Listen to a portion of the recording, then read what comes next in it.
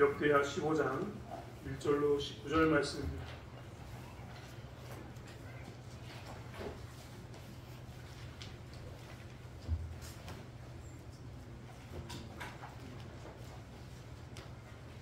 역대하 15장 1절로 19절 말씀.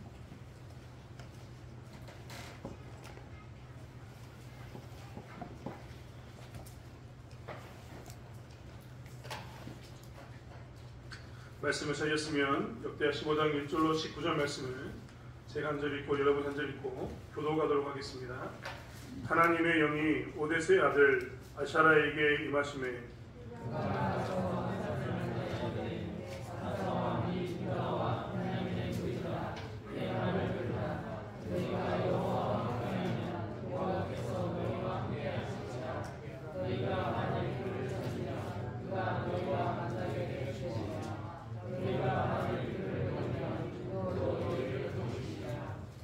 이스라엘에는 참 신이 없고 가르치는 제사장도 없고 율법도 없은 지가 오래되었으나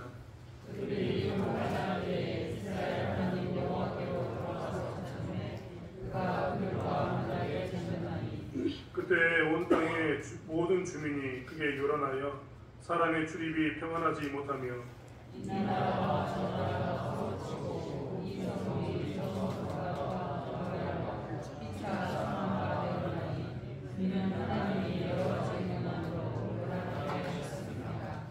그런즉 너희는 강하게 하라. 너희의 손이 약하지 않게 하라. 너희 행위에는 상급이 있음이라 하니라.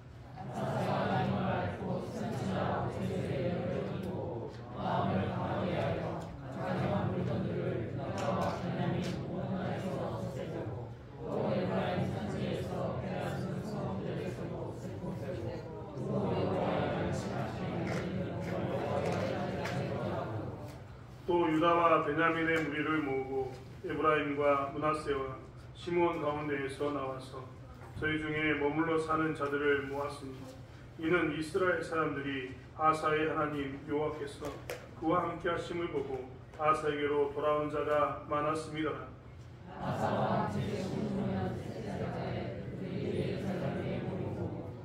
그날에 노력하여 온 물건 중에서 소 700마리와 양 7,000마리로 여호와께 제사를 지내고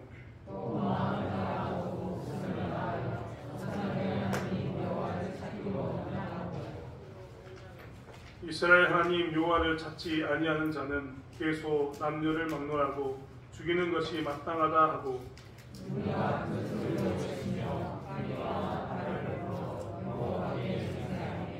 온 유다가 이 맹세를 기뻐한지라 우리가 마음을 다하여 맹세하고 뜻을 다하여 여호와를 찾았으므로 여호와께서도 그들을 만나주시고 그들의 사방에 평안을 주셨더라.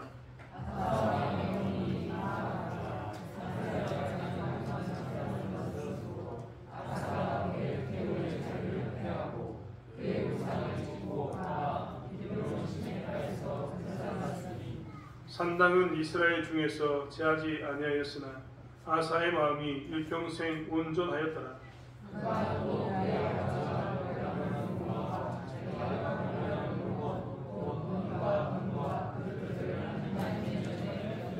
함께 읽겠습니다. 이때부터 아사왕 제35년까지 다시는 전쟁이 없으리라. 아멘. 이스라엘 백성들은 역대하를 읽을 때마다 자신들의 역사를 보면서 지금의 처지를 생각하게 되었다라고 이야기했는데 그 지금의 처지는 포로로 끌려오고 난 이후의 삶입니다. 이스라엘이 다 망하고 난 이후에 바벨론으로 70년을 가서 살다가 70년 뒤에 돌아와서 다 망한 나라를 어떻게 세울 것인가에 대한 답으로 역대기에 말씀을 주셨다라고 이야기를 했습니다. 오늘 본문에 보면요, 이 본문 아사 왕의 시대의 이 이야기에 대해서 이스라엘 백성들은 굉장히 많이 공감했을 겁니다. 왜냐하면 오늘 본문에 보면 이런 말이 나와 있습니다. 5절에 보면 그때 온 땅의 모든 주민이 크게 요란하여 사람의 출입이 평안하지 못하며 지금 이때는 그때하고 이때는 이 역사를 보니까 하나님 주셨던 역사를 보니까 와사왕의 시대에 그 이야기를 하면서 하나님께서 뭐라고 얘기하냐면 그 전에 평안이 없어가지고 그 땅엔 사람들이 오고 가는 것이 불편했다. 주민들이 요란하다 이 말은 난민이 많았다. 도망다니는 사람이 많았다. 이런 말이 해당하는 겁니다. 그래서 사람들의 출입이 평안하지 못했습니다. 심지어 6절에 보면 이 나라와 저 나라가 서로 치고 이 성읍이 저 성읍과 또한 그리하여 피차 상한 바가 되었으니 라고 이야기하면서 서로 어떤 전쟁 가운데서 계속해서 먹고 먹히는 그런 불안전한 관계를 유지하고 있음을 이야기합니다. 즉 지금 하나님께서는 이스라엘 백성들의 역사를 보여주면서 아하스 왕의 이야기를 보여주는데 아하스 왕이 거했던 시기에도 지금 너희들이 경험하는 시기가 똑같은 양상의 모습이 있었다라고 이야기하는 겁니다. 그게 이야기했던 것처럼 요란하다. 즉 이곳저곳에 문제가 생겨가지고 난민이 많고 사람들이 떠돌아다니는 그런 모습. 그러면서 평안이 없는 모습. 그리고 이 성읍 저 성읍이 전쟁을 계속하고 있는 모습. 조금만 뭐가 터지면은 이 성읍이 저 성읍을 공격하는 전쟁이 막 터지는 그런 모습 가운데 있었던 이 상황을 이야기해주고 계시면서 있었던 겁니다. 지금 포로 생활하고 돌아왔던 이스라엘 백성들의 입장에서는요, 이 이야기를 들으면서 굉장히 많이 공감할 수밖에 없다니까요. 왜냐하면 자기들의 눈앞에 펼쳐져 있는 상황이 이렇거든요. 자기들의 펼쳐져 있는 상황이 자기들은 성읍도 없는데 사람들이 지금 보니까 예루살렘 성의 성벽이 무너진 것을 통해서 이 사람 저 사람이 왔다 갔다 하고 있을 뿐만 아니라 심지어는 여우도 그곳을 왔다 갔다 하고 있는 그런 모습 가운데 있었고 동서남북을 살펴보면 주변에 있는 강대국들이 자기들이 예루살렘의 성전을 짓겠다, 예루살렘 성벽을 짓겠다라고 이야기하니까 예루살렘의 성전을 지을 때도 예루살렘의 성벽을 지을 때도 엄청나게 반대하면서 안돼 하고 이야기하면서 상소문을 날리고 괴롭히고 있는 그런 요란한 세상을 그들이 지금 살고 있었기 때문에 그렇습니다. 아무튼 이런 가운데 있는 그들은 그렇기 때문에 아하스 왕의 이 시기에 대해서 굉장히 공감하고 있었을 겁니다. 자기들에게 마치 하나님께서 꼭 핀셋으로 찍어가지고 주는 것처럼 맞춤형의 어떤 그런 이야기가 자기들 귀에 쏙 들렸기 때문에 그렇습니다. 하나님은 그런 이스라엘 백성들에게 계속해서 아하스 왕을 통해서 이야기하고 있습니다. 지난 시간에도 이야기했지만 이번 시간에도 아하스 왕을 통해서 너희들은 이렇게 하면 지금 이 요란하고 평안이 없는 세상 가운데서 요란함이 제거해지고 평안함을 누릴 수 있다. 들고 날 때마다 불안해가지고 집에 들어갈 때마다 막 전전긍긍하는 모습, 혹시 누가 쳐들어오지 않을까 하는 이런 출입이 불안했던 시기 가운데 평안을 누릴 수 있다. 이 성읍이 저 성읍을 치고 있는 이런 복잡한 상황 가운데서 어떻게 살아남을까 고민했는데 이럴 때 살아남을 수 있다. 누구처럼 하면요? 아하스 왕처럼 하면 살아남을 수 있다라고 보여주는 겁니다. 이스라엘 역사가 쭉 있는데 이스라엘 역사 가운데서 너희와 딱 맞는 사람이 아하스 왕의 시대 때는 이렇게 문제를 풀었다라고 답을 이야기해주고 있는 겁니다. 역사를 통해서 하나님께서는 계속 이야기하고 계시는데 아하스 왕의 역사를 통해서 그럴 때 너희들이 이것을 조심하면 이것을 피하면 지금 이 평안 가운데 갈 수 있고 요란을 피할 수 있고 성읍과 성읍 가운데 싸운 가운데서 너희들이 진정한 평안을 누릴 수 있다라고 계속해서 강조해주고 있는 겁니다. 19절에 봐도 이때부터 아하스 왕 제35년까지 다시는 전쟁이 없다. 뭔 말로 결정을 내고 있습니까? 그렇게 살았더니 전쟁이 없더라 라고 이야기하면서 35년 동안 전쟁이 없었다 라고 이야기하면서 이런 이야기를 쭉 해주시면서 전쟁이 없는 삶을 살려면 이런 모습을 살아야 된다. 이런 모습으로 하나님 나라를 세워야지만 전쟁이 없어지고 너희들은 평안을 누릴 수 있을 것이다 라고 이야기하고 있다는 겁니다. 하나님께서는 이 아하스 왕의 시대를 통해서 지금 포로로 돌아온 이스라엘 백성들에게 이것을 꼭 기억해라. 이렇게 만들어야 된다라고 이야기하는 겁니다. 첫 번째로 하나님께서는 아하스 왕의 시대를 보여주면서 포로로 돌아온 이스라엘 백성들에게 이것을 이야기하고 있습니다. 너희들이 생각하는 통치권이 무엇인가? 즉 하나님의 통치권을 회복하라 라고 첫 번째로 이야기하고 계시는 겁니다. 이스라엘 백성들은요 그들의 삶 가운데서 한 번도 자기들에게 제사장이 없다라고 생각한 적이 없었습니다. 오히려 제사장이 넘쳐났죠. 우리가 지난번에도 봤던 것처럼 북쪽 이스라엘은요 제사장이 어떻게 됐습니까? 돈 주고 살 수도 있었습니다. 남쪽 유다는요 제사장의 가문이 엄청나게 많이 있어가지고 그 가문이 돌아가면서 제사장의 그 직분을 감당하고 있었습니다. 제사장이 없는 시기가 없었어요. 그들에게는 성막과 성전이 없는 시기도 없었습니다. 그들은 광야 생활할 때부터 뭐가 있었습니까? 성막이 있었죠. 그리고 전차가면서 솔로몬 성전이 지어지면서 성전이 있었습니다. 그 말 안에는 뭐가 들어있냐면 그들은 하나님을 떠나서 산 적이 한 번도 없습니다. 그렇지 않습니까? 그들은 항상 하나님을 섬기고 살았습니다. 그리고 주변 사람들이 우상을 섬길 때마다 항상 외치고 살았습니다. 야 우리 10계명이 뭔 줄 아냐? 제2계명은 뭡니까? 이렇게 외치고 살았을 겁니다. 야 니들 우상 섬기고 있을 때 나는 진짜 하나님 섬기고 있어. 니들은 다 우상 섬기고 있지만 나는 참 신을 섬기고 있어 라고 이야기했다는 겁니다. 이스라엘 백성들은 율법이 없이 산 적이 한 번도 없습니다. 왜냐하면 그들이 법궤를 옮길 때마다 법궤 안에 뭐가 있다는 것을 알 수 있습니까? 언약판이 있다는 것을 알 수 있으니까요. 레위인들이 항상 말씀 가운데 뭐라고 합니까? 율법을 외치고 살면서 율법을 가르쳐주니까 그들의 입장에서는 한 번도 우리는 율법이 없는 삶이 없었다. 항상 우리는 율법이 같이 한다. 라고 생각했습니다. 그들이 전쟁이 나면 전쟁하다 지면 제일 먼저 뭘 가지고 나왔다고요? 법궤. 법궤를 나가는 것은 하나님의 임재의 상징 뿐만 아니라 여호와의 말씀대로 살면 우리는 이긴다. 그 말씀이 들어있는 것들을 가지고 나가는 삶을 살았던 것이 그들의 삶이었습니다. 그렇기 때문에 그들은요, 한 번도 우리는 하나님이 없이 산 적이 없다. 우상을 섬기는 니들이나 하나님을 섬기지 못하니까 진짜 신을 모르는 거지 하고 살았고, 그들은 한 번도 제사장이 없이 산 적이 없었기 때문에 우리는 진짜 제사장이 있었다라고 하고 살았습니다. 우리는 율법이 있었다라고 그들은 말하면서 고백하면서 살았던 겁니다. 그런데 오늘 3절의 말씀에 보니까 하나님이 뭐라고 얘기했냐면 이스라엘에는 참신이 없고 가르치는 제사장도 없고 율법도 없은 지가 오래되었다. 이스라엘 백성들은 항상 그들의 입술 가운데 이야기하기를 우리는 진짜 신을 섬기고 있고 우리는 오랫동안 제사장도 있었고 혈통에는 제사장도 있었고 우리는 율법이 있어서 항상 율법을 가지고 싸웠다라고 이야기했는데 하나님이 전면적으로 모든 것을 부인하면서 뭐라고 이야기했냐면 너희들 가운데 그게 없었다. 근데 그냥 없은 게 아니라 아사 왕의 시대 때문에 없는 게 아니라 언제부터 없었다고요? 오래되었다.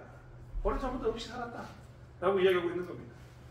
사실 이스라엘 백성들은 사사의 시대 때부터 하나님의 이름을 부르고 살았지만 항상 자기의 소견대로 살았습니다. 자기의 오른대로 살았습니다. 심지어는 사무엘의 시대 때는 뭐라고 이야기했습니까? 우리도 왕이 필요하다. 하나님이 왕된 것을 거부합니다. 라고 이야기하면서 살았습니다.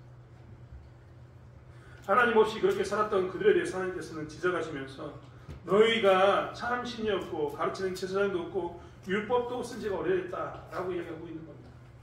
이스라엘은 자기들이 통치권이 있는 즉 정부가 있는 통치권이 있는 정부 시대를 살고 있다고 이야기했는데 하나님은 그들에게 뭐라고 얘기했냐면 너희들은 통치권이 없는 무정부 시대를 살았다라고 이야기하는 겁니다. 여러분 지금 저희가 계엄령 사태 이후에 얼마나 국가가 어렵습니까? 난리죠. 여기저기 안 된다고 난리입니다. 외교, 경제, 군사 모든 분야에 대해서 다 난리입니다. 이 정부가 이렇게 제대로 서 있지 않으면 이런 게 어렵습니다. 정부가 이렇게 제대로 서 있지 않아도 힘든데 무정부 상태이면 얼마나 힘들까요? 무정부 상태이면요 그 순간 모든 것이 마비가 됩니다. 그래도 우리나라는 굉장히 건강한 편입니다. 왜 건강하다고 이야기하냐면 정부가 없어도요 무정부 상태가 되어도 우리나라 사람들은요 선을 넘지 않거든요. 예를 들면 5.18이 일어났을 때 전 세계는 외신들이 다 깜짝 놀랐던 것은 무엇이냐면 보통 자기들의 나라는 그렇게 5.18 같은 한 도시가 지금 정부가 없이 무정부 상태가 되면 한 도시가 은행이 약탈을 당하고 돈 있는 사람들이 죽음이 당하고 이게 정말 약탈과 방화가 일어나는 것이 자기들의 모습이었거든요. 여러분 미국에서 폭동이 일어나는 거 보셨습니까? 미국 폭동이 일어나면 무섭습니다. 걔들이 제일 먼저 가는 게 어디냐면 은행 혹은 아니면 대형 쇼핑몰에 들어갑니다. 대형 쇼핑몰에 문 부숴버리고요. 그들 평상시 갖고 싶었던 거 TV, 핸드폰, 귀금속 이런 거 다 자기 주머니에 넣고 나옵니다. 그래서 미국에서 폭동이 일어나면 뉴스 보면요 막 얘들이 막 이만한 막 TV 들고 나오거나 카트 밀고 다니면서 물건 들고 나가고 있습니다. 그런데 우리나라는요 굉장히 양만적이어서 그런 적이 없거든요. 우리나라는 대본에도요 그렇게 심하게 안 합니다. 100만 명이 모이면 미국에서 100만 명이 모였다. 그럼 난리가 납니다. 미국에서는 2,000명 청소년이 모여도요 약탈하고 방화해가지고 골머리가 났거든요. 우리나라는 100만 명이 모여도 어떻게 한다고요? 촛불 들고 물러나라 물러나라 물러나라 경찰이 이리 가세요 하면 이리 가고 해산하세요 하면 어떻게 한다고요? 해산합니다. 그래서 외신들이 깜짝 놀라는 겁니다. 하지만 진짜 무정부 상태가 되면요 아까 이야기했던 것처럼 우리나라처럼 반응하는 게 정상적인 게 아니라 미국처럼 혹은 다른 나라처럼 반응하는 게 정상적인 겁니다.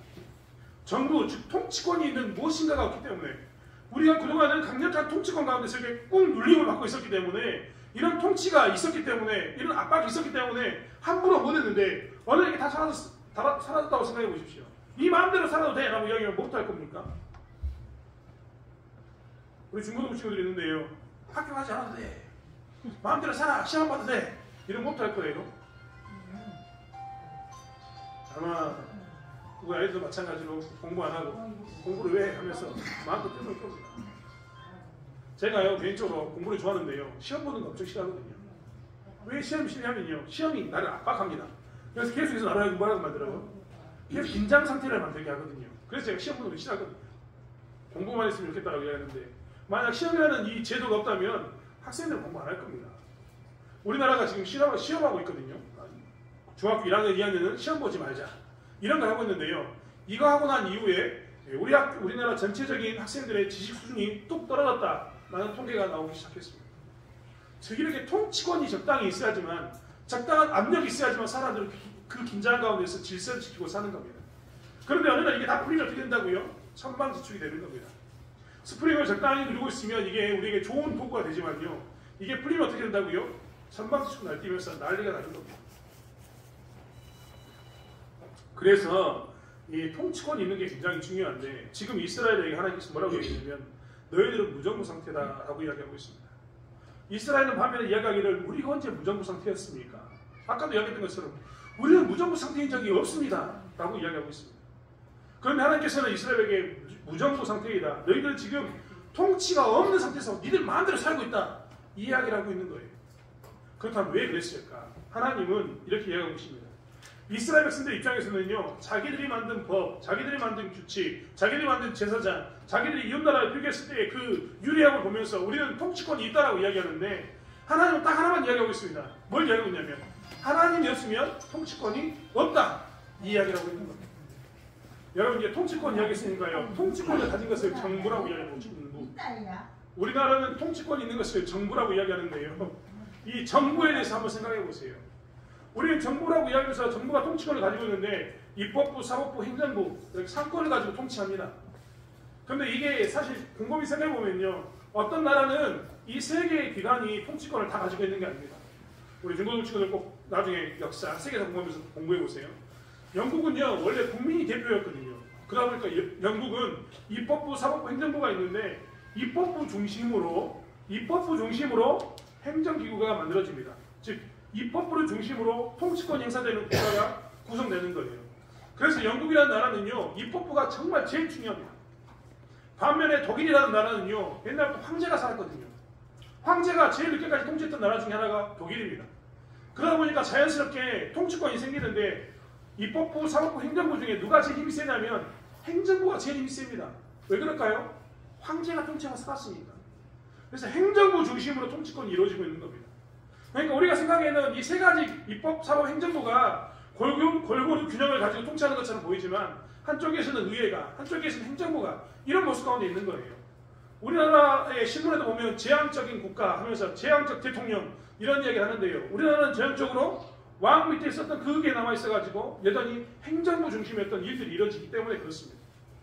아무튼 중요한 것은 뭐냐면 이렇게 통치권을 가지고 있는 게 정부이고 정부가 있는 상태가 통치권을 가지고 안정을 주는 상태인데 이 정부가 없으면 그것을 무정부 상태, 통치권이 없는 상태라고 표현한다는 겁니다.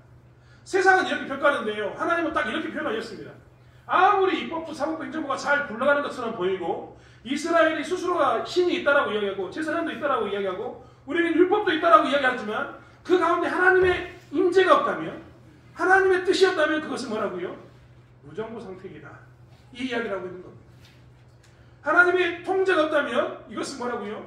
하나님의 통치가 없다면 그것은 아무것도 아닌 정말 질서 없는 세상이 된다라고 이야기하면서 하나님은 아사왕의 시대를 이야기하면서 뭘 갖기를 원하냐면 하나님의 통치가 있는 나라가 진짜 정부라고 이야기하면서 하나님의 통치 있는 삶을 살라고 이야기하고 있는 겁니다. 여러분 한번 생각해 보세요. 하나님이 통치하고 있는 나라 우리 여기 중고등 친구들도 있는데요. 여러분 생각해 보세요. 여러분이 공부를 잘합니다. 운동도 잘합니다. 인기도 많아요. 잘 나가고 있습니다. 소위 말하면 우리가 좋은 직장 가운데 돈도 많이 벌고 있는 어떤 그런 삶을 살고 있다고 생각해봐요. 세상에 보기에는 와 돈도 잘 벌고 공부도 잘하니까 이 아이는 착한 아이, 이 아이는 정말 진정한 학생 이렇게 이야기하겠지만요. 하나님은요 그렇게 바라보지 않습니다. 하나님은 아무리 공부를 잘하고 아무리 착하게 사는 것처럼 보이고 아무리 잘하는 것처럼 보여도 그 친구의 입술 가운데 그 중심 가운데 하나님이 나를 통치한다는 이 통치권을 인정하지 않으면 그것에 대해서 뭐라고 이야기하냐면 너는 무정부 상태인 사람하고 똑같아. 이 이야기를 하고 있는 겁니다. 오늘날 우리들에게도 마찬가지입니다. 우리가 돈을 많이 벌고 내 삶이 평안한 것처럼 보여요. 자식들도 적당히 잘 되고 있고 문제가 없습니다. 이번 명절에 보니까 다 그럭저럭 잘 살고 있어요. 그렇기 때문에 내 스스로 생각하기에 나는 괜찮은 삶이야. 나는 이 정도면 괜찮아라고 이야기하면서 이 정도면 질서 있고 평안 있는 삶이야 라고 이야기하고 싶겠지만 하나님께서는 그런 삶에 하나님의 통치가 없다면, 하나님의 질서를 인정함이 없다면, 하나님의 질서 가운데 살지 않는다면 그 사람을 뭐라고 얘기하냐면 너는 무정부 상태의 사람과 똑같아 라고 이야기하는 겁니다. 사실 평안으로 살고 있는 게 아니라 혼돈으로 살고 있는 겁니다. 하나님 그렇기 때문에 이스라엘 백성들에게 아하스 왕이 이야기하면서 뭘 이야기하냐면 네가 먼저 세우고 싶은 게 율법이냐, 네가 먼저 세우고 싶은 게 사법이냐, 네가 먼저 세우고 싶은 게 행정이냐, 어떤 기관을 만들어가지고 성전을 다시 짓고 네가 제사장을 다시 세우고 율법을 다시 찾아가지고 회복하고 이런 게 먼저 중요한 거냐, 아니면 하나님의 임재를 고백하면서 하나님 통치 가운데 내가 살기를 고백하면서 하나님을 신앙 고백 가운데 고백하면서 사는 이것이 더 중요하냐를 묻고 있는 겁니다. 무엇이 더 중요할까요? 하나님은 이야기하고 있는 겁니다. 너희들이 성전을 회복해도 그 안에 하나님이 없을 수 있고, 너희들이 제사장을 다시 세워도 그 하나님이 없을 수 있고, 너희들이 율법을 다시 찾아가지고 회복시켜도 그 안에 하나님이 없을 수 있다라고 이야기하면서 너희들이 먼저 신앙 고백 가운데 하나님을 인정하고 주의들을 고백하면서 나는 하나님의 통치를 받는 사람이다라는 고백이 필요하다라고 말씀하시는 겁니다. 이러한 삶을 살았을 때 뭐가 온다고요? 아하스 왕의 시대 때 그 하나님을 인정하는 삶을 살았더니 하나님께서 35년 동안 평안을 주셨던 것처럼, 전쟁이 없게 하셨던 것처럼 우리에게도 이야기하시는 겁니다. 네 삶 가운데 제사를 드리는 것처럼 보이고 하나님을 인정하는 것처럼 보이고 율법을 듣고 있는 것처럼 보이지만 하나님에 대한 그 고백, 하나님의 임재를 경험하면서 나는 하나님 가운데 순종하겠습니다라는 그 고백 가운데 질서를 인정하고 있는가가 없다면 그것은 잘못 생기고 있는 것이다 라고 이야기하시면서 질서 있는 삶, 하나님의 통치를 인정하는 삶을 먼저 우리에게 요구하고 계시는 겁니다. 그렇기 때문에 우리가 사실 먼저 무엇을 구해야 되냐면 내가 성전을 먼저 지을까, 제사장을 먼저 세울까, 율법을 먼저 회복할까, 이게 아니라 뭘 고백하고 살아야 된다고요? 하나님 나를 통치해 주십시오. 내 삶을 통해 하나님의 임재가 드러나기를 원합니다. 내 삶을 통해 하나님의 뜻이 이루어지기를 원합니다라고 고백하는 신앙 고백이 필요한 겁니다. 여러분, 이게 우리 중고등부 친구들이 앉아있는데요, 아까도 이야기했던 것처럼 공부를 먼저 잘할까, 착한 아이가 될까, 인기 있는 사람이 될까, 다 좋다니까요. 근데 그 안에 뭐가 없으면요? 하나님의 통치가 없습니다.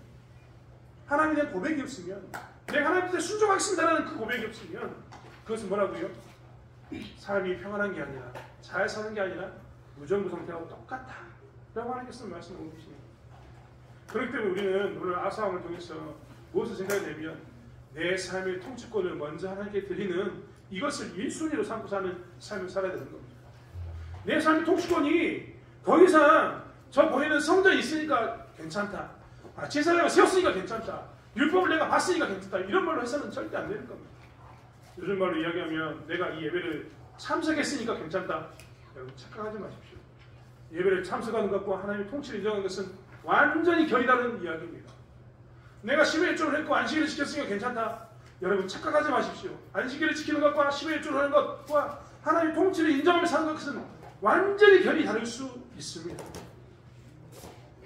내가 하나님을 섬긴다고 입술로 고백하는 것, 그것도 중요하겠지만 진짜 하나님의 통치를 인정하며 사는 것은 완전히 결이 다른 삶이 될 수 있다는 겁니다. 그렇기 때문에 우리는 먼저 무엇을 고백해야 되냐면 이 자리에 앉아있는 것으로 그치는 게 아니라 이 자리에 앉아서 나는 하나님의 통치 가운데 있기를 원합니다. 하나님이 주신 질서 가운데 있기를 원합니다. 내 삶을 통해서 하나님의 그 형상이 드러나기를 원합니다. 통치가 드러나기를 원합니다라는 고백 가운데 먼저 서 있어야 한다는 겁니다. 그랬을 때 평안이 찾아온다, 나라가 세워진다 라고 이스라엘 백성들에게 이야기하고 있는 겁니다. 두 번째로 이야기하는 것은 지금은 목숨을 다하여 하나님을 찾을 때이다 라고 이야기하고 있습니다. 좀 전에도 이야기했던 것처럼 나라를 세울 때 무엇부터 세워야 될까요? 이스라엘이 나라를 세울 때 무엇부터 세워야 될까요? 성전 먼저 세워야 됩니까? 제사장을 먼저 찾아야 됩니까? 율법을 다시 기록해야 됩니까? 하나님은 그것에 대해서 이야기하고 있습니다. 하나님께서 오늘 뭐라고 얘기했냐면 2절 말미에 이렇게 이야기했습니다. 여호와께서 너희가 여호와와 함께하면 여호와께서 너희와 함께하실지라. 너희가 만일 그를 찾으면 그가 너희와 만나게 되시려니와 너희가 만일 그를 버리면 그도 너희를 버리시리라. 재밌지 않습니까? 하나님이 뭐라고 표현했냐면 너희가 만일 저를 버리면 저도 너희를 버리겠다. 너희가 만약 하나님을 버리면 나도 너희를 버리겠다라고 이야기하고 있는 겁니다. 사실 역대기에서 제일 많이 듣는 말이 바로 이 말이거든요. 니들 나 버려? 그럼 나도 니들 버릴게. 하나님께서 항상 이 말씀을 하고 있습니다. 그 말이 무엇이냐면 지금 너희가 지금 해야 할 일은 무엇이냐면 하나님을 찾는 것이다 라는 것을 이야기하고 있는 겁니다. 지금 너희가 해야 할 것은 하나님을 만나는 것에 있다라고 이야기하고 있습니다. 우리 혹시 역대하 14장 생각나십니까? 역대하 14장에 보면요, 구스 사람이 쳐들어왔던 일들을 기록하고 있습니다. 이스라엘 백성들이 구스 사람이 쳐들어와가지고 군사 100만 명과 병거 300대와 함께 싸움을 하거든요. 그때 전쟁을 하게 됩니다. 구스 사람은 밑에서부터 쳐들어왔다고 제가 말씀을 드렸습니다. 위쪽에 누가 있습니까? 북쪽 이스라엘이 또 적군으로 있거든요. 위에도 적군, 밑에도 적군이 이런 상황 가운데 그들이 끼게 되었습니다. 그리고 전쟁을 했습니다. 여러분, 사람이요, 한 사람이 두 가지 일에 다 잘할 수 있는 것은 굉장히 어려운 일이에요. 특별히 유다라는 나라가요, 북쪽 이스라엘과 전쟁을 위해서 성읍을 짓고 여러 가지 위에 경계를, 예를 들면 우리가 38선 가운데서 북한과 경계를 쭉 지키고 살고 있는데 어느 날 일본이 밑에서 완도에서부터 쳐들어왔다고 생각해 보십시오. 어떻게 될까요? 어느 날 일본이 함대를 가지고 영광군 법천부로 쳐들어왔다고 생각해 보세요. 어떻게 될까요? 전군이 다 38선에 몰려 있는데 밑에서 쳐들어오면 어떻게 될까요? 굉장히 어려운 일이 됩니다. 그래서 이스라엘은 어떻게 했습니까? 군사를 나눠가지고 밑에 있는 구스 사람들과 전쟁을 했습니다. 이렇게 전쟁을 하고 나면요, 사람들이 지칠 수밖에 없어요. 이렇게 전쟁을 치르게 되면 사람들은요, 전쟁에 이겼어도 패한 것과 똑같은 만큼 큰 피해를 입습니다. 그들의 인생은요, 하나님께서 이기게 해주셨지만 그들의 인생은 전쟁 때문에 지금 무엇을 돌아볼 수 없냐면 전쟁 때문에 지금 자기들의 삶을 돌아볼 수가 없는 거예요. 그것만 있었습니까? 전쟁을 방비하기 위해서 성읍을 쌓았던 경험도 있습니다.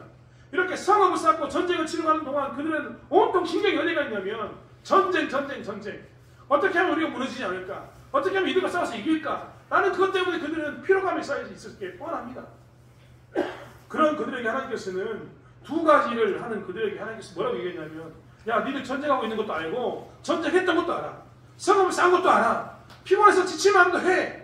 라고 이야기하지만 그들에게 뭐라고 얘기했냐면, 그럼에도 불구하고 너희가 만일 그를 찾으면 이라고 이야기했어요. 계속해서 역대하 15장을 통해서 아사왕의 시대 때 뭐라고 얘기했냐면, 여호와를 찾아라. 라고 이야기하고 있습니다. 뻔 힘들고 지친 건 아는데 하나님께서 뭐라고 얘기했냐면, 목숨을 다해서 여호와를 찾아라. 여호와를 찾지 않고서는 너희들이 이 땅에서 위로 아래로 끼인 이 상태에서 살아남을 수가 없다. 위로 아래로 끼인 이 상태에서 너희들이 진정한 회복을 가지려면, 강건한 나라를 만들려면 누구를 찾아야 된다고요? 성읍도 쌓고 전쟁도 해야 되지만 그 피곤한 가운데 누구를 먼저 찾아야 된다고요?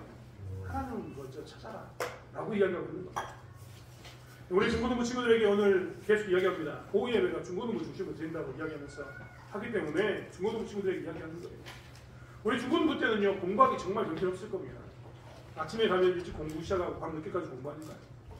제가 제 큰아들에게 지금도 참 미안한 마음을 가지고 있는 게 있는데, 제 큰아들에게 제가 이 해외 다니고 있는 제 큰아들에게 제가 그 이야기 했거든요. 고등학교 때 할 수 있는 것은 다 해봐라. 이 말에 대해서 제가 굉장히 한편으로 미안한 마음을 가지고 있습니다. 왜 그러냐면, 저희 집에서 밤 11시까지 공부한 아이는요, 고3 때 밤 11시까지 학교에 있었던 아이는 우리 큰아들이 유일합니다. 우리 큰아들 해보고 나니까요, 도저히 안 되겠더라고요. 아, 이건 진짜 안 되겠다. 그래서 둘째부터는 10시까지만 해라. 제가 이야기했습니다. 아빠가 한 입까지 두말하는 거 보면 좀 짜증도 났을 법도 합니다. 그런데요, 학생 때가 이렇게 밤 11시까지 공부하면요, 아침 7시 50분에 나가가지고 밤 11시까지 공부하면 애들이 어떻게 됩니까? 우리 친구들은 항상 피곤할 수밖에 없어요. 시간만 있으면 자고 싶고, 시간만 있으면 뭐 하고 싶으냐면 놀고 싶습니다. 왜요? 하루 종일 공부 이렇게만 살았으니까 시간 좀 비면 어떻게 하고 싶은 거예요? 게임하고 싶은 거죠. 미치도록. 그래서 집에 가면 뭐부터 합니까? 컴퓨터를 켜죠. 그럼 하루 게임을 시작합니다. 하고 난 다음에 자라 그래도 한 판만 더 하고 시작해 하면서 계속 합니다. 그렇죠? 그래서 약속 시간이 12시인데 12시에 훌쩍 넘길 때도 있습니다. 그렇지 않나요? 금요일만 되면 이제 이때는 어떻게 됩니까? 금요일 되면 우리 중고등부 친구들 잠을 안 잡니다. 제가 우리 중고등부 친구들 제일 많이 요구하는 것 중에 하나가 뭐냐면, 금요일날 일찍 자랍니다. 왜냐하면 금요일날 늦게 자면 어떻게 되는 줄 아십니까? 토요일날 늦게 일어납니다. 그럼 또 이 토요일날 밤에 정신이 말똥말똥해지거든요. 그럼 또 뭐합니까? 공부 했던 것을 봉인 내지하고 컴퓨터, 게임! 들어가면 새벽 1시에도 들어가도 친구들이 있고, 그쵸? 1시에 들어가도 친구들이 있죠. 2시에 들어가도 친구들이 있고, 그 다음날 아침에 교회 안 나와서 이야기하는 걸 들어보면, 야, 이렇게 3시까지 컴퓨터하고 있었어. 이런 말 합니다. 재밌는 거는 3시까지 컴퓨터한 것을 자기도 3시까지 컴퓨터 했으니까 아는 거 아니에요? 이렇게 사는 거죠, 그냥. 이렇게 하다 보니까 어떻게 되냐면 주일날 예배 시간에 졸기도 하고 하나님께 집중하지 못하는 시간이 정말 많이 났습니다. 주일날 뭘 하자고 이야기하면 일단 짜증부터 나요. 잠자야 되는데 아침도 일찍 나가 교회 있으니까 짜증이 나죠. 그래서 제가 하는 이야기가 뭐냐면 금요일날 불타는 금요일을 조심해라 라고 늘 이야기합니다. 이게 뭐냐면요, 하나님께서 하신 거랑 똑같은 말인 거예요. 대부분 사람들은요, 우리가 이렇게 공부 하면서 내 한쪽에 꼭 눌려있기 때문에 시간이 나면 그때 뭘 하고 싶냐면 내가 하고 싶은 걸 하고 싶어 합니다. 내가 원하는 것을 하고 싶죠. 쉬고 싶거나 아니면 그 일을 그만두고 싶거나 다른 일을 하고 싶다는 거예요. 그런데 하나님께서는 그 시간에 뭐라고 이야기했다고요? 하나님을 찾아라. 하나님을 먼저 찾아라. 여러분, 우리 학생들은 억울하기도 할 거예요. 내가 하루 종일 공부했는데 이제 쉬려가니까 성경책 봐라. 하나님을 찾아라. 기도해라. 짜증나죠? 컴퓨터 게임 했으면 딱 좋겠는데 핸드폰 가지고 뭔가 한 판만 있으면 좋겠는데 아니 그거 접어놓고 하나님 찾아라. 그런데요, 하나님은 그때 찾는 자들에게 뭘 주신다고요? 평안을 주시고 하나님의 나라를 세워주시고 그들의 인생을 세워주신다고 이야기하십니다. 하나님은요, 이런 이스라엘 백성들에게, 아사왕의 시대에 있는 이스라엘 백성들에게 그 이야기를 하고 있는 겁니다. 이스라엘 백성들은 힘들어 죽겠는데 이제 우리는 좀 쉼을 갖고 싶은데 이 정도 했으면 우리가 원하는 걸 하고 싶은데 하나님은 여전히 뭐라고 이야기하고 있냐면 아니 그러지 말고 니들이 원하고 싶은 거 하지 말고 뭐라고요? 하나님을 찾아라. 뭐라고요? 지금은 목숨을 다해서 하나님을 찾을 때다 라고 이야기하면서 정말 경각심을 가지고 하나님 내 목숨이 끊어져도 좋으니까 나는 지금 하나님을 만나야겠습니다 라는 고백 가운데 하나님을 찾으라고 이야기하고 있는 거예요. 사실 어른이나 여기 있는 중고등부 친구들 다 똑같습니다. 우리 모두는요, 우리의 삶 가운데서 시간이 있으면 내가 하고 싶은 걸 하고 싶어 합니다. 하지만 하나님께서 그때 우리에게 외치시기를 뭐라고 이야기하냐면 그 이전에 하고 싶은 거 하기 이전에 뭘 찾으라고요? 목숨을 다해서 하나님을 찾아라. 그러자면 너희 인생이 세워지고 너희를 통해서 하나님 나라가 세워지고 너희의 인생 가운데 하나님 주시는 평안을 누릴 수 있다라고 이야기하고 있는 거예요. 우리 중고등부 친구들도요, 하나님을 찾았으면 좋겠습니다. 우리 중고등부 친구들이 진짜 바쁘지만 시간이 날 때마다 제일 먼저 하는 것은 나는 오늘 내가 성경 한 장을 읽기로 했기 때문에 한 장을 읽겠다. 나는 하나님과 먼저 만나는 시간을 갖기로 했으니까 새벽 기도는 못 나가지만 첫 시간에 하나님의 말씀을 읽고 시작하겠다. 요절 한 장을 외우겠다. 나는 이런 마음을 가지고 살면요, 그런 마음을 하나님께 나가면 하나님께서 여러분의 인생을 세울 줄 믿습니다. 불안하기도 하죠. 고등학교 때 이후에 대학교까지 결정되니까 얼마나 불안합니까? 중학교 이후에 이제 새로 시작된 초등학교 졸업하고 난 이후에 새로운 인생이 얼마나 불안합니까? 하지만 그 불안할 때 먼저 목숨을 다해서 하나님을 찾는 게 반드시 필요합니다. 그리고 그 하나님을 찾았을 때 여러분의 인생이 세워질 줄 믿습니다. 저희들도 마찬가지입니다. 힘들고 어렵지만 우리가 하나님을 찾으면 하나님께서 우리의 인생을 세울 줄 믿습니다. 우리가 먼저 그렇기 때문에 하나님을 찾는 일에 힘쓰는 저와 여러분이 되기를 원합니다. 우리 권사님들 작년에 매달 첫째 달에 우리가 이제 날이 좋아지니까 첫째 주는 기도하자라고 이야기했는데 지금은 또 날이 이제 안 좋아져서 미끄러우니까 하지 않고 있습니다만 여러분 지금도 기도하실 줄 믿습니다. 우리 권사님들은 아마 습관적으로 아침에 일어나시면 기도하고 또 하나님 말씀 보실 텐데요. 그렇게 하나님을 찾았을 때 우리의 가정을 세워주시고 우리 자녀들을 세우신다는 것을 기억하면서 하나님을 목숨을 걸고 찾는 저와 여러분이 되길 원합니다. 그래서 우리가 오늘 하나님께서 이야기하셨던 것처럼 하나님을 선택한 것에 대해서 강하게 하라. 하나님을 선택한 것에 대해서 강하게 하라라고 했던 이 음성을 듣는 저와 여러분이 되길 원합니다. 7절에 보면 그런즉 너희는 강하게 하라. 너희의 손이 약하지 않게 하라. 너희 행에는 상급이 있음이라 라고 했던 이 말씀을 아멘으로 받으시면서 우리 또한 바쁘지만 하나님 내가 하나님을 선택했던 이 자리에서 내 손이 약해지지 않기를 원합니다. 내가 강해지기를 원합니다. 내 행위를 통해서 내가 상급, 하나님 주신 평안, 하나님이 세우신 은혜를 경험하기를 원합니다라고 고백하는 저와 여러분이 되길 원합니다. 기도하겠습니다. 하나님, 아사왕의 개혁을 통해서 우리는 우리의 모습을 살펴보게 됩니다. 하나님, 우리는 지금 어떤 모습으로 살고 있습니까? 하나님, 내가 공부를 잘하고 내가 착한 아이라 사람들에게 칭찬을 받고 내가 운동을 잘해서 인기가 많고 수많은 것이 나에게 있을지라도 하나님의 통치가 내 삶이었다면 하나님, 나는 아무것도 아닌 무정부 상태에 있는 혼란스러운 상태라는 것을 다시 한번 기억하기 원합니다. 내가 아버지 하나님, 그렇기 때문에 그 무엇보다도 하나님의 통치를 내 삶 가운데 인정하고 드러내는 것에 힘쓸 수 있는 제 삶이 되게 하여 주시옵소서. 하나님, 교회에서 하나님의 통치를 드러낼 뿐만 아니라 교회 밖에서 학교에서 하나님의 통치를 드러낼 수 있는 제 삶이 되게 하여 주시옵소서. 그래서 누가 보아도 너는 하나님의 말씀대로 산다 라는 그 음성을 들을 수 있도록 우리의 삶을 지켜나가길 원합니다. 또한 아버지 하나님, 여러 가지 바쁘고 분주한 일이 많고 많은 일 가운데 우리가 정말 쉬기를 원할 때도 있겠지만 하나님, 그럴 때 우리가 쉬는 것 이전에, 내가 하기를 원하는 것 이전에 하나님이 우리를 찾으시는 것처럼 우리가 하나님을 목숨 걸고 찾는 저희들 되게 도와주시고, 하나님 앞에서 우리가 온전히 목숨 걸고 하나님을 찾음으로 인해서 진정한 하나님 나라를 세워나가는 저희들 되게 도와주실 줄 믿습니다. 하나님, 저희를 그렇게 사용하여 주시옵소서. 그래서 이 땅에서 하나님 나라를 세우는데, 하나님 교회를 세우는데, 하나님 백성으로 사는데 우리를 사용해 주실 줄 믿습니다. 감사드리며 예수님의 이름으로 기도드렸습니다. 아멘. 교회 앞에 강구드리겠습니다.